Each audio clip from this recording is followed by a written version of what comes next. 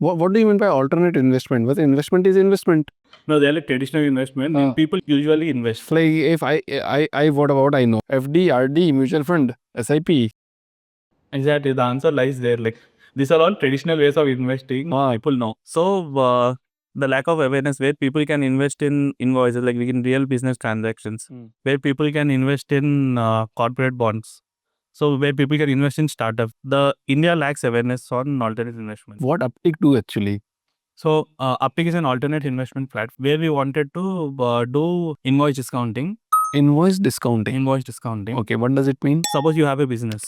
Suppose you are selling chemicals and you're selling chemicals to Dr. Reddy's, for an example. And that invoice value is close to 10 lakhs. Right. So Dr. Reddy's has a payment cycle. So, but whereas you need liquidity on this, where you'll approach an investor saying that I have invoice with me and can you fund me? Then I'll say like I'll pay you 9.5 lakh. You get your liquidity. I get my returns post 60 days. Whenever Dr. Reddy's pay, I get the 10 lakhs to my account.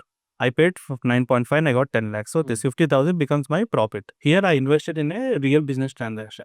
So here what you are saying in UpTik, if I am doing any business with any big client or any MNC, right? So they will pay me after 60 or 90 days.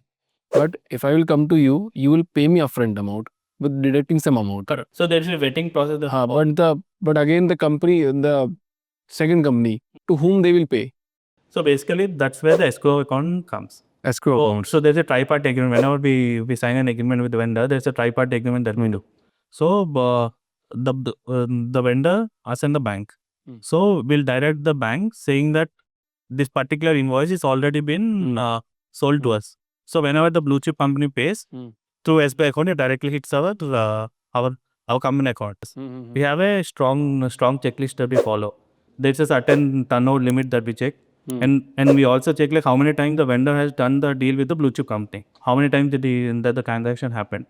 And post that, we'll also verify the current state, the current financial status of the company by giving to a third party, or like we have our in-house artificial intelligence build thing, where we verify the financials of the vendor.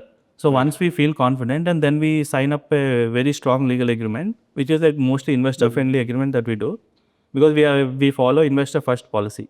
Investor first always. So we have taken the best practices and implemented in UpTik.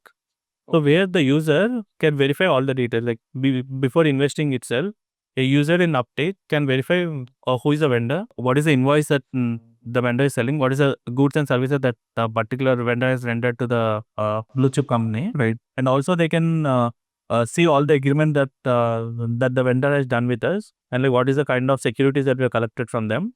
So all this will be in our platform. So people exactly know like what is the kind of risk that they're getting into. So in alternative investment, we want to bring that the trust in the market, where the trust and transparency holds the key to investing. Invoice discounting is usually restricted to the institutional investors and HNIs. Retail investors are very less aware of. So just like Zerodha is the new name. So now you are thinking about the UpTik will be the new name in investing, like mutual fund, FD, SIP, and UpTik.